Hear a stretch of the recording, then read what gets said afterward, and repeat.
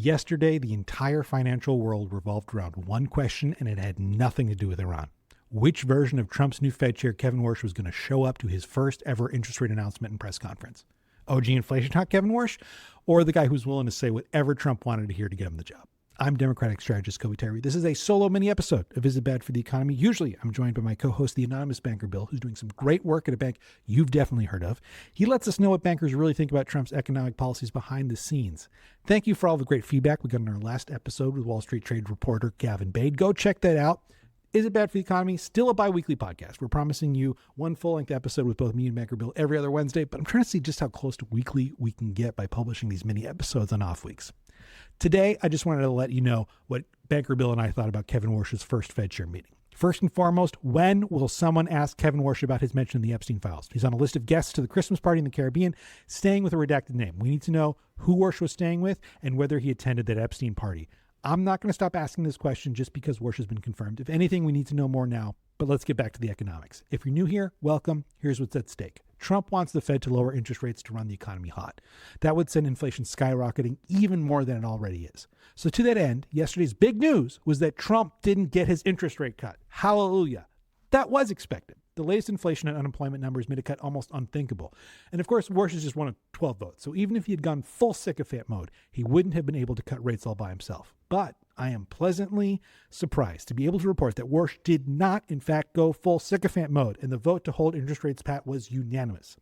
It's the first unanimous decision from a while at the Fed. So I think that really speaks to Banker Bill's original point, was that Warsh might not be perfect, but we're all better off with Warsh having replaced MAGA Myron on the Fed board.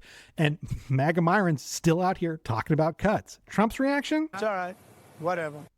Incredible stuff. This man launched 2 constitutional crises to try to pressure the Fed to lower interest rates, and now he's just walking away. You gotta love a great taco moment.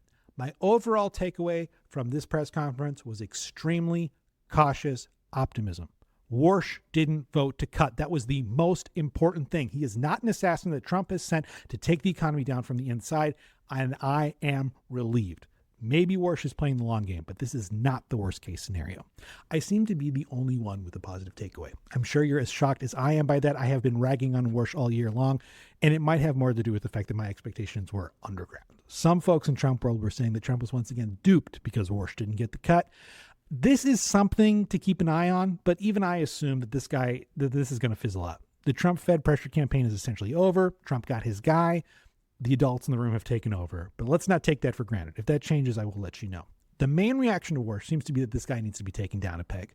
And that's largely because Warsh made good on his promise to be a lot less transparent than Powell was, especially when it comes to forward guidance, aka where the Fed thinks the economy is headed. In practice, what that means is that this press conference was a lot shorter than they have been under Powell, and Warsh refused to contribute to the dot chart, which is a chart of official guesses of where the Fed governors think the economy is headed and how interest rates should respond. Warsh's personality does not help on this front. He comes across as such a swarmy asshole. A lot of folks were so upset with how arrogant he came across. But again, I thought he was such a prick during his confirmation hearing. I actually saw this as a slight improvement. Banker Bill was in line with the consensus on this when he texted me, does Kevin Warsh have any thoughts on monetary policy? Any? Doesn't submit a dot, doesn't offer forward guidance. His whole confirmation process was about what needs to change at the Fed internally. Says today the Fed is committed to 2% inflation. Won't say how that commitment will reveal itself even conceptually. He's got a whole lot of views on process and reform, which is good, but that's more of a Fed staff role than a Fed chair's role. Guy said nothing with his chest. Even his views on AI now seem fluid and a departure from his prior firmer convinced stance that it'd be deflationary. Warsh appeared to lack candor. He can play cute for a bit on his FOMC views and say, we've got a task force for that, but this is not going to work long term. The rumors that he's quiet in public and funneling info to insiders on Wall Street and private will start whether they're true or not, thus eroding his and the Fed's credibility. It's amusing to me that Powell, a lawyer first, gave us more info and context than Warsh, a former Morgan Stanley investment banker. Banker Bill alluded to the fact that Warsh announced 5 task forces. I'd argue he did announce those with his whole chest. There seemed to be a member where he was so proud of them, I'm almost surprised he didn't bust out the finger guns. The good news for you is we have a task force for that. Warsh did let one behind-the-scenes nugget drop. Apparently there was one proposal to cut, but it got smacked down. The discussion on that proposal, I would say, was quite limited. The group was unanimous and unambiguous on it. Banker Bill's guess is that that proposal was from a non-voting member of the FOMC because the vote was unanimous, but if we figure out who it was, we'll let you know. In his confirmation hearing, Warsh said that he wants to use trimmed averages when calculating inflation at the Fed. Trimmed averages eliminate one-time price shocks, like tariffs, like the Iran war. Banker Bill thinks that proposal is DOA because we didn't hear trimmed averages once in this press conference. I'm not so sure. Warsh did allude to the fact that two of his task forces, one looking into the fundamentals of inflation and another into how the Fed calculates data, would be reevaluating how the Fed calculates inflation. So we'll be keeping an eye on that one. The reason Warsh gave about why he wants the Fed to recalibrate how it processes data is that he wants them acting more on real-time data. He doesn't want the Fed acting on, quote, echoes of history, mostly because it takes so long for the Fed's policies to have a direct impact on the economy. It's hard to argue with that on paper. It's hard to argue that more real-time data is a good thing. But the thought occurred to me, is that sort of commitment to real-time data the reason why the markets were duped by Trump so often during this Iran war? I'll ask Banker Bill in the next episode. Another thing I thought Warsh was better on in this press conference was Fed independence. He does not seem to be in lockstep with Bessent and Treasury anymore. Hopefully I'm picking up on that correctly. I also think that he's still a true believer in AI. He made this really bad joke about how it stands for American innovation. The biggest difference between what Banker Bill and I thought about this hearing was Warsh's commitment to getting inflation back down to the Fed's target of 2%. This is the most important economic issue in the country. This is how we end the K-shaped economy and restore the American dream. We need to get inflation back down to 2%. But given that it's been over target for 5 years, Banker Bill is losing faith that we really have the discipline it's going to take to get inflation down.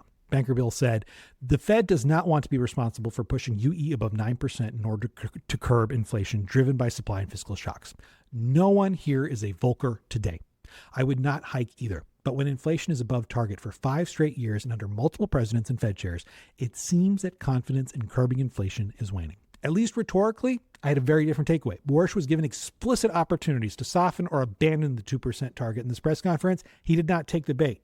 He was firm. He stood 10 toes down for 2%, and he even staked the entire Fed's credibility on its ability to deliver on, quote, price stability. But it's hard to argue with the numbers. Inflation has been too high for too long, and even if we get a saner version of Warsh than we did during his confirmation hearing, he also said this. I don't believe that we have a cruel choice. I don't share the view that was expressed a few generations ago that Federal Reserve chairmen show up at a podium like this and say, you got to choose. And you're going to have to decide whether you're willing to tolerate higher inflation to put more people at work. I don't believe in that.